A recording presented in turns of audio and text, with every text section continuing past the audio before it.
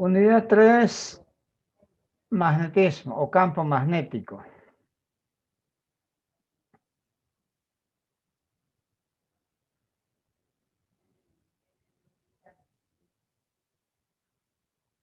Una consultita, alguien va a grabar para fines de tener material para los compañeros que faltan clases. Sí, dígame. Hola. Le escucho. Ya, listo. Muchas gracias de nuevo.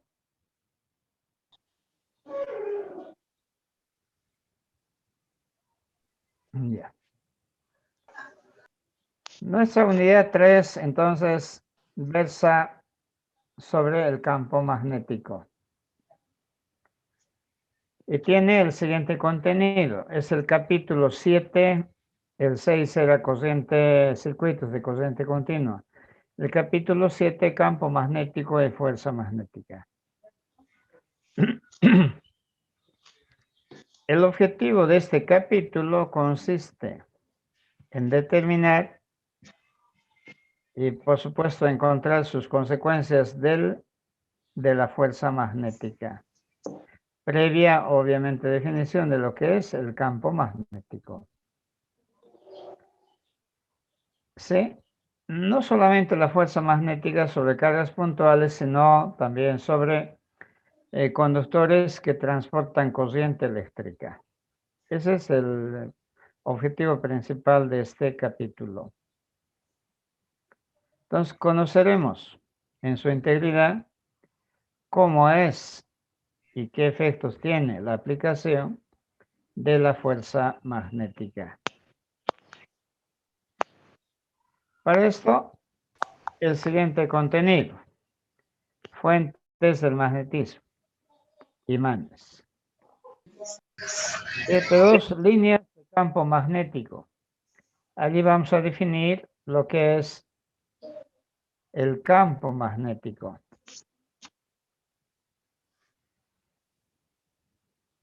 Luego vemos en 7.3 fuerza magnética sobre. En 7.3.1 sobre cargas puntuales. En 7.3.2 sobre conductores rectos con corriente eléctrica. 7.3.3 conductores curvos con corriente eléctrica. 7.3.4 espiras con corriente eléctrica. 7.4 torque magnético y momento dipolar magnético. Por último, motor eléctrico a corriente continua. Este es nuestro contenido para este capítulo.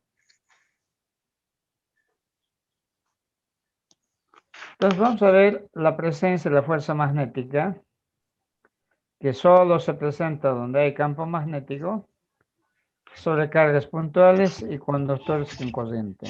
Pero otro efecto más: las fuerzas también provocan un momento de fuerzas o torque de fuerzas.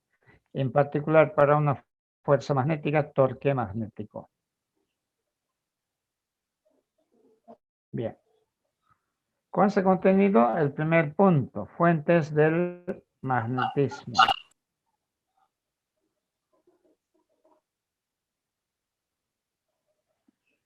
Esta primera lámina intenta mostrar la diversidad de imanes que tenemos. Obviamente, cuando uno habla de campo magnético, tiene que hablar de imanes, porque donde hay un imán, o es el imán el que genera un campo magnético. La fuente, por tanto, del magnetismo son los imanes. Y los imanes lo tenemos en diversas formas, por ejemplo, su clasificación: imanes naturales e imanes artificiales. ¿Ya? Entre los imanes naturales tenemos yacimientos, sobre todo de hierro, o acompañados por yacimientos de hierro. Se encuentra el mineral que se llama la magnetita. Es un óxido de hierro Como mineral aparentemente irregular, aparece con un fenómeno interesante, atrayendo cuanto material compuesto hierro esté en su vecindad, es decir, como si tuviera pelos, oscuro y con pelos. ¿Ya? Por supuesto, si lo acercamos a un alfiler, una moneda de níquel o de cadmio, se le va a pegar lo mismo, ¿no? Pero no así, por ejemplo, alguna prenda, un anillo de oro, digamos, ignora el imán a objetos metálicos que no sean compuestos magnéticos o compuestos ferromagnéticos. ¿Ya? Ese es la magnetita, el elemento natural o el imán natural que se encuentra. Fue descubierto en Asia Menor, cerca de una población que se llama Magnesia, y de allí su nombre, la magnetita. Parece que los chinos estuvieron más adelantados en su estudio. No hay una fuente segura, pero se especula que sí. Pero en la antigüedad, por los griegos, fue desarrollado bastante, pero no llevó a mucho desarrollo, sino fue algo exótico, algo muy raro, pero solo eso. Pues sus aplicaciones llegaron ya con Gilbert, ya en una etapa muy, muy avanzada de la humanidad. ¿Ya? Pero no solamente se concentra en eso los minerales o los imanes naturales, sino nuestro mismo planeta resulta que había sido un gran imán. ¿Dónde? Un polo del imán está cerca del polo norte geográfico, pero como comúnmente se cree, donde el polo norte geográfico estaría también el polo norte magnético, no, al revés. Donde está el polo norte geográfico está el polo sur magnético. Y al revés, donde está el polo sur geográfico, donde viven los pingüinos, está el polo norte magnético. ¿Ya? Y la estructura de ese campo tiene más o menos como este. Saliendo del polo norte magnético, es decir, del polo sur geográfico, para dirigirse en el espacio hacia el polo norte geográfico o polo sur magnético. ¿Ya? Este diagrama se extiende en el espacio. ¿Ya? Resulta que este campo magnético es como un paraguas de cualquier tormenta magnética que, por ejemplo, el Sol nos provoca o cualquier otra constelación del espacio. ¿Ya? Así que no solamente la atmósfera nos protege a nuestro planeta, sino también en gran medida su campo magnético. ¿Ya? Nosotros no notamos mucho porque nuestros antecesores y también nosotros hemos nacido con este campo, vivimos cotidianamente con este campo y nuestros hijos nietos también vivirán dentro de este campo. Él cambia muy ligeramente, muy poco, así que no se nota esos cambios. No se tiene exactamente una certeza cuánta influencia tiene sobre la vida en general y en particular sobre la vida humana, ¿ya? Tan solo se tiene datos sobre la forma climatológica de nuestro planeta, algunos cambios del campo magnético, o como les dije, la protección que ejerce este campo magnético frente a fenómenos exteriores, ¿no? En torno a nuestro planeta, principalmente nuestro Sol. Pero nuestro Sol, ¿no? Tampoco es algo simplemente una masa gaseosa caliente, sino también es muy pecoso, tiene bastantes puntos oscuros, ¿no? Se ha descubierto que, bueno, en principio en la época de Galileo se pensaba que eran satélites o pequeños planetas muy cerca al Sol. Pero se descubrió que no eran satélites, perdón, sí, no eran satélites ni eran planetas, sino eran algo propio del Sol que se presentaba en su superficie. Se llamaron manchas solares. Estas manchas solares en realidad han resultado ser polos magnéticos. La idea es de que una mancha solar es como si un imán estuviera con los dos polos, ¿no? De un polo emergiendo las líneas de campo y llegando al otro polo sur. Y todas las sustancias en forma de gas que hay en la superficie, entonces tomarían una forma como las líneas de campo yendo de un polo al otro polo. ¿Ya? Como por ejemplo se ve en esta fotografía que se tomó de la superficie del Sol, ¿no? Se parece bastante a este modelo de polos magnéticos, esta configuración. Pero no solo acaba ahí, sino que sale como una fulguración, como un disparo enorme, una cantidad inimaginable de energía, y quien se encuentre en ese paso del curso de esta energía, pues simplemente es arrasado. El año 2012 nuestro planeta estaba en esa trayectoria de una erupción solar, de una tormenta solar. Afortunadamente pasó a miles de kilómetros de distancia de la Tierra, así que y con la protección más del magnetismo terrestre, fue algo imperceptible. Más era el ruido de las nueces que la misma tormenta, ¿ya? Y cada planeta y cada estrella se supone que tiene sus diversas formas de magnetismo o manchas. Hasta ahora solamente tenemos indagado con bastante profundidad hasta el Sol, nuestro planeta, el Sol.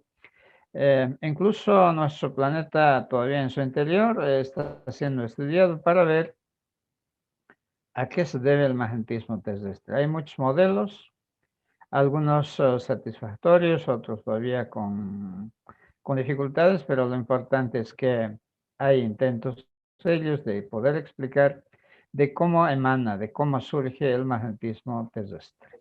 ¿Ya?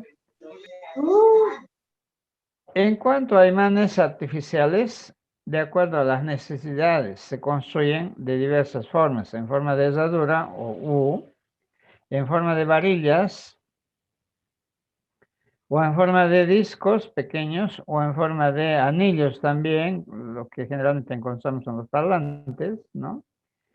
O en forma de medialunas o dos cilindros, ¿no? O de paletas, realmente una variedad grande, grande, grande de imanes. Pequeños discos, por ejemplo, muy delgados, se colocan en las piezas, en la base de las piezas de ajedrez para jugar cuando uno está viajando en tren o en avión. Ajedrez y por tanto con el movimiento no se mueven las piezas y quedan firmemente sujetas a ese tablero metálico. Y hay también pizarras donde uno aprende a escribir, a formar palabras, imágenes en función de o gracias a la acción de los imanes. Así que de acuerdo a las necesidades se construyen los imanes de acuerdo a ese requerimiento. Conociendo ya algunos imanes, vamos a ver sus propiedades. ¿Qué propiedades tienen los imanes? Bueno, antes de eso, muchos tenemos la pregunta de ¿para qué sirve todo eso? ¿No? Es decir, ¿en qué nos es útil? ¿En qué se aplica? Y es una pregunta legítima, una preocupación, quizás la más importante. ¿Ya? Entonces, a esa pregunta intenta responder esta lámina. De momento, en forma cotidiana, podemos encontrar, por ejemplo, en una especie de afiches que hay para todo fin, para colocar avisos, o también souvenir cuando uno hace turismo, para llevarse un recuerdo de la región donde ha estado y pegarlo sobre algo metálico. Por ejemplo, se suele colocar en las puertas de los refrigeradores, banderas o figuras de bebidas, como tienen aquí, realmente un souvenir. O recuerdos o regalos, ¿no? Para los amigos.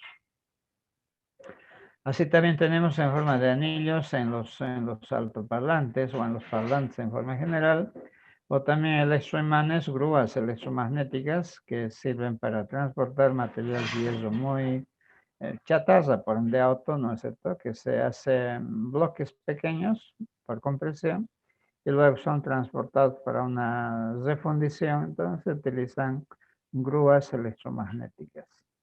Así también tenemos en el mismo refrigerador, para que haya un cierre hermético en los bornes, tiras de imán, para que con su ayuda el cierre sea hermético, para que no se escape el aire frío de adentro, entonces se gasta también menos energía, etc.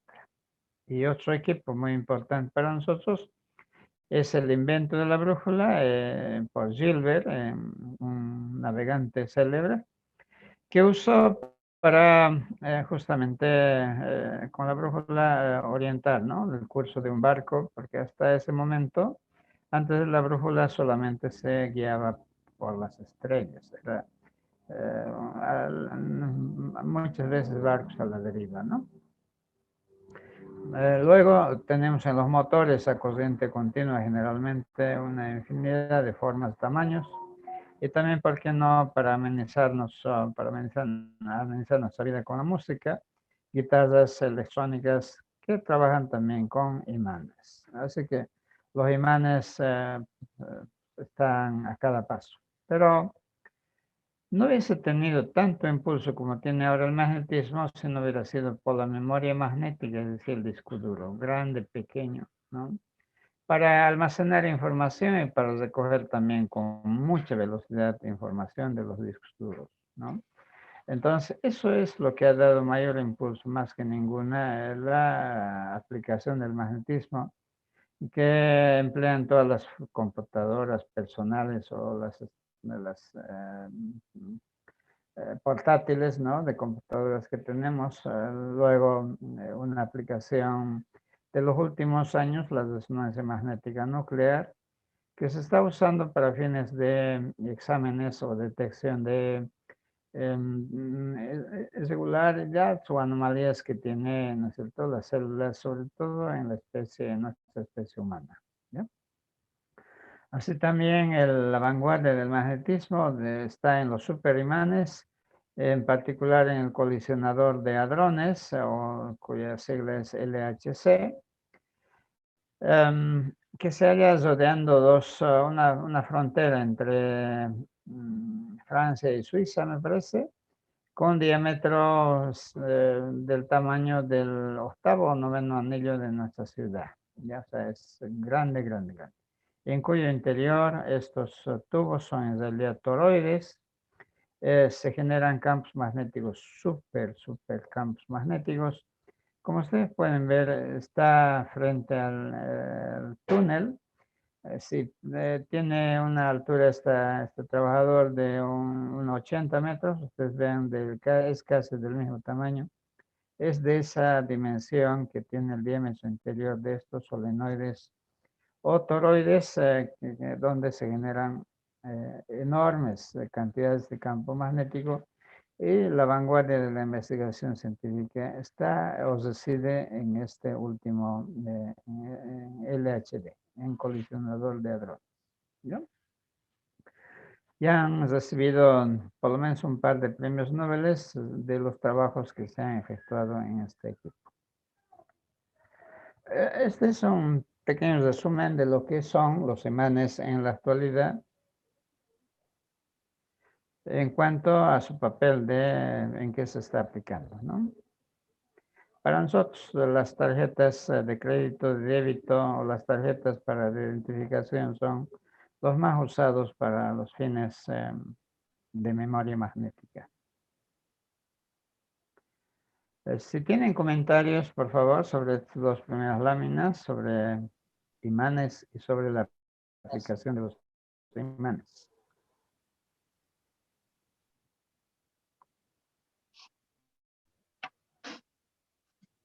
Hola, si tienen comentarios sobre imanes, ¿todo bien? Sí, Ya. todo bien. Ya. Pasamos entonces al siguiente punto. Como les iba adelantando, se refiere a las propiedades de los imanes. Ya vamos asumiendo ahora qué tienen en común todos los imanes que hemos visto. ¿Ya? Lo primero que caracteriza es que atraen y por supuesto también son recíprocamente atraídos por materiales ferromagnéticos. No obedece o no es atraído materiales plásticos, metales como el cobre, la plata, el oro, no, son materiales entonces no magnéticos. El imán, por tanto, no tiene efecto sobre ellos, ¿ya? Pero sí enorme efecto sobre materiales que están hechos de fierro, ferromagnéticos. Está en la tabla periódica donde están el fierro, el níquel, el cadmio y otros elementos llamados ferromagnéticos. Y todos los compuestos, por supuesto, de estos elementos.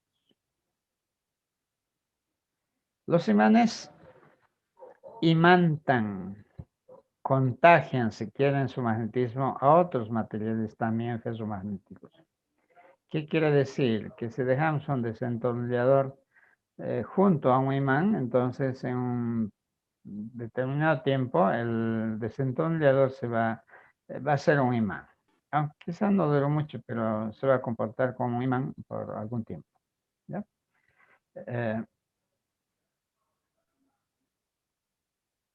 Tienen dos polos inseparables. El uno se llama norte, el otro sur. Es que teniendo un imán, uno se dirigió al norte geográfico, al que se lo llamó polo norte, y otro polo al revés, se dirigió al polo sur, se lo llamó sur. En realidad, eso es correcto porque, como vamos a ver, polos de nombre distinto se atraen y de nombre igual se repelen. Entonces, donde el polo norte geográfico está el polo sur magnético de nuestro imán, entonces ese polo sur magnético le va a atraer al norte de nuestro imán, es decir, de la agujita, ¿no? De la brújula. Entonces, esa es la idea de por qué bautizarle norte o sur a los polos de un imán. Pero son inseparables. ¿Qué quiere decir? Si usted parte un imán en dos, cada trozo no va a ser solo polo norte o sur, sino cada trozo va a manifestar los dos polos, siempre norte y sur. ¿Ya? Si lo parte en cuatro, lo mismo va a tener cuatro pequeños imanes. Como decíamos, polos del mismo nombre se repelen y polos de nombre opuesto se atraen. Y para nosotros lo más importante es que generan campo magnético. ¿Ya? Ese campo magnético nos permite visualizar haciendo uso de limaduras de hierro. Un salero con limaduras de hierro y lo espolvoreamos ese espacio y allí esas pequeñas limaduras de hierro no van a orientarse como sea, sino en forma de líneas muy nítidamente definidas. Entonces, es señal de que allí hay un campo magnético que generan estos imanes. En este caso, estos polos de este imán en U. ¿Ya? Y la presencia, obviamente, de ese campo magnético lo vamos a detectar con una brújula. ¿Sí? Bien. Otra de las aplicaciones que tiene el imán, y vamos a estudiar con eso, con las propiedades, es que lamentablemente nada es eterno, los imanes también pueden malograrse, pueden desaparecer su magnetismo y quedarnos con una varilla metálica simplemente si le hemos provocado golpes mecánicos. Le hemos golpeado y su magnetismo puede desaparecer. Y en forma irremediable, irreversible, o sea, no se recupera. Y también puede afectarle las elevadas temperaturas. ¿Ya? Igual un imán que es calentado deja de ser imán y por mucho que usted lo vuelva a enfriar o mejor lo lleve a una heladera, igual fierro frío, nada más, pero ya no, nunca más ser imán. A no ser que lo vuelva nuevamente a construir, a elaborar, a restaurar su magnetismo con otros imanes, con otros métodos. ¿Ya? Entre las aplicaciones de esta última propiedad tenemos la caja negra que cada avión debe llevar para los fines de registro no solamente de la historia de un vuelo, sino particularmente cuando hay un accidente. Entonces, para que no se repita otra vez la falla, se debe registrar qué daños hubo, qué circunstancias, pasaron para que ocurra un accidente. Entonces, este disco duro graba toda la información y para que sea útil debe estar guardado con aislante térmico. Este forro blanco es un material de asbesto, aislante térmico. Y esta capa externa roja con negro es un sistema mecánico de alta resistividad, de tal manera que ni los golpes al chocar contra algún objeto fijo, ni con el incendio del avión le van a afectar a la caja negra. Y realmente ha funcionado hasta ahora bien, porque ha servido para proteger toda la información y la información ha permitido corregir las fallas que pudieron haber en un avión. Ya, obviamente para las compañías de seguro esto es demasiado importante, ¿no? ¿Ya? Eso en cuanto a las propiedades de los imanes. Si algo faltara, coméntenos o compartamos opiniones. Así es. Dentro de las aplicaciones modernas estarían así es, el tren bala, que para los que tienen fobia al avión está sirviendo casi igual el avión electromagnético, el avión magnético, perdón, el tren magnético, porque despliega velocidades de hasta 500, 600 kilómetros por hora. Todavía no se está extendiendo en gran cantidad, sino eh, en ciudades superpobladas y con servicios muy limitados. Por ejemplo, en la ciudad de Shanghái, creo que es en China, opera de la ciudad, el aeropuerto, pero una ciudad que tiene millones de habitantes y el tren nomás al día se usó, o del tren hacen uso algo así como 1 millón, 2 millones de usuarios, ¿no? O sea, justifica, digamos, su instalación. Pero en otras situaciones como en la nuestra, eh, mm, un subterráneo o un tren aéreo o un metro aéreo, como propone, creo, don Johnny Fernández, quizás sería más operable que un tren magnético, ¿no? Evidentemente, es un avance importante en ese campo del transporte. ¿Algo más, jóvenes? Bien, pasamos.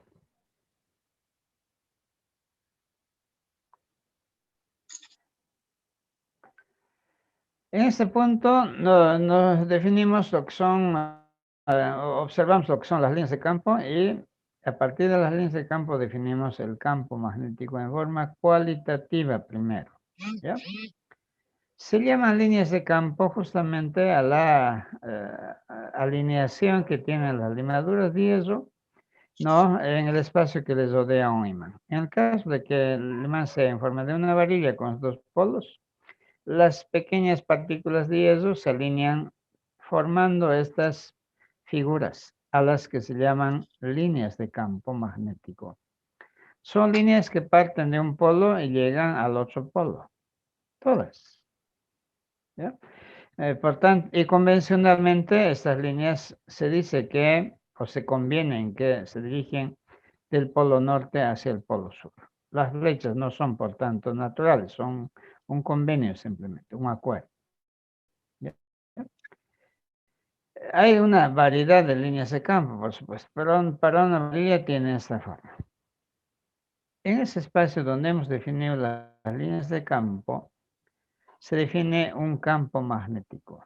En un punto como este, por ejemplo, un vector que es tangente a la línea de campo, que pasa por ese punto.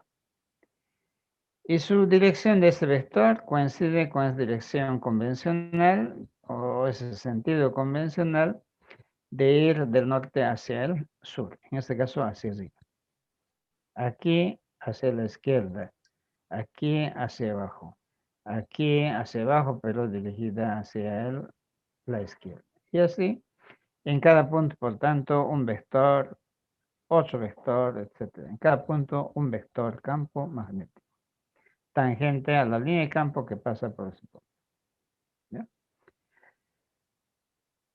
Sí, así se define entonces el campo magnético. Como las líneas de campo van de un polo al otro polo, de norte a sur convencionalmente, algunas propiedades que podemos ver es que las líneas no se cruzan. Si esta línea cruzara esta, por ejemplo, en este punto, quiere decir que puedo a cada línea trazar una tangente. En un punto podría haber dos campos. No es ese el caso. Para hacer campo, en un punto solo debe haber un campo, como en el campo eléctrico. En un punto solo hay un campo eléctrico, no hay dos campos eléctricos. Aquí también en un punto solamente hay un campo magnético. Quiere decir que solo pasa una línea de campo magnético. ¿Ya? Por eso no se cruzan. Y esto lleva, como ya les dije, en un punto, como el campo es un vector, es tangente a esa línea de campo que pasa por dicho punto y su sentido corresponde a la línea de campo. En un punto solo hay un campo, su dirección apunta a la dirección convencional, ¿no? De ir de norte a sur. Como todo vector, se mide tanto su tamaño también como su dirección. La dirección se mide con una brújula. La brújula, por tanto, no mide el campo magnético, lo que mide es la dirección que tiene el campo magnético. Nos dirá, forma 15 grados con la horizontal, o es vertical, o es puramente horizontal, ¿no es cierto? La dirección. Por eso sirve para orientarnos. Lo que nos interesa en un lugar como bosque o un desierto es la orientación, no tanto el valor del campo magnético. ¿Para qué? Nos dice dónde está el norte. Entonces uno va al norte o perpendicular a eso, pero ya tiene en la brújula la forma de orientarse. Y su tamaño, su magnitud se mide con un teslámetro o un gaussímetro. De momento, este es un instrumento que mide en teslas, teslámetro, o mide en Gauss, gaussímetro. ¿Ya? Estos dos instrumentos, por tanto, miden el tamaño del campo magnético en un determinado lugar, en un determinado punto. ¿Ya? El Tesla es la unidad del campo magnético en el sistema internacional. Se simboliza con T mayúscula. Y el Gauss con G mayúscula. Es una unidad del campo magnético en el sistema de Gauss. Un Tesla es 10 a la cuarta Gauss, 10.000 veces que un Gauss. Pero ¿dónde reside la importancia de un Gauss? Nuestro campo magnético terrestre es del orden de un Gauss. En los polos cerca de un Gauss y por la línea del ecuador 0,5 Gauss aproximadamente. ¿Ya? Entonces el campo magnético, como algunas características que tiene nuestro planeta, aceleración de la gravedad de 9,8, digamos, ¿no? Metros sobre segundo al cuadrado. Su temperatura media de nuestro planeta, 0 grados Celsius o 273 Kelvin. Temperatura media, digo.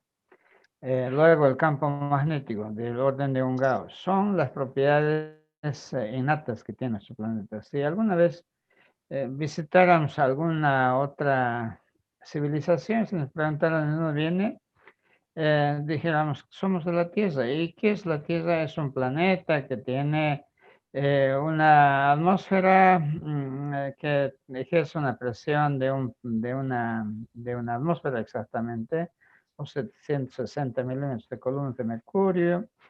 Tiene un campo magnético de un Gauss aproximadamente y su temperatura media es de 0 grados Celsius. ¿Cierto? Estas son algunas características que son propias de nuestro planeta, y allí la unidad de Gauss todavía persiste por esa importancia. ¿Ya?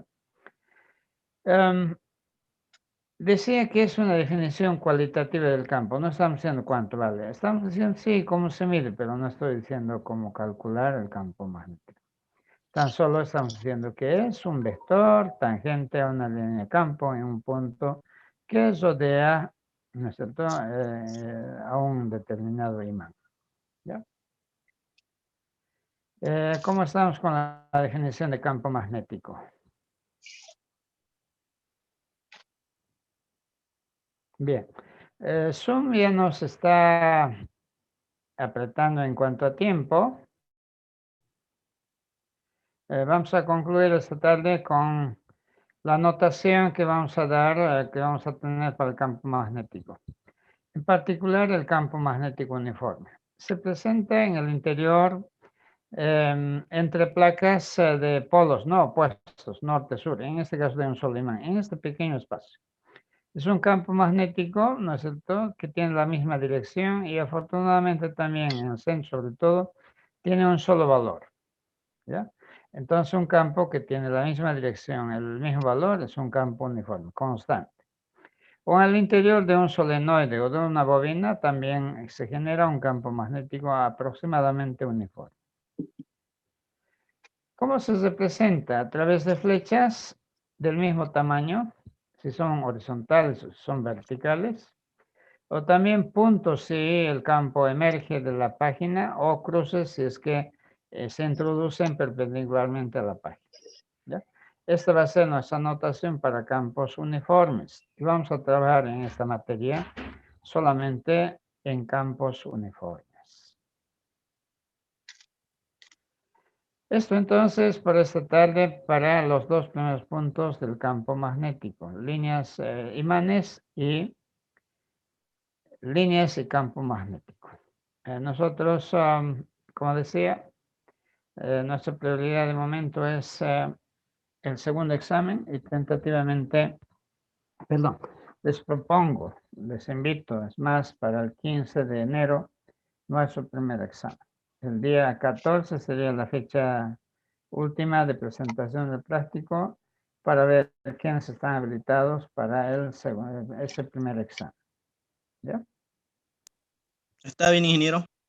¿Ya? De todas maneras, para formalizar, voy a sacar por WhatsApp un aviso para para recoger opiniones.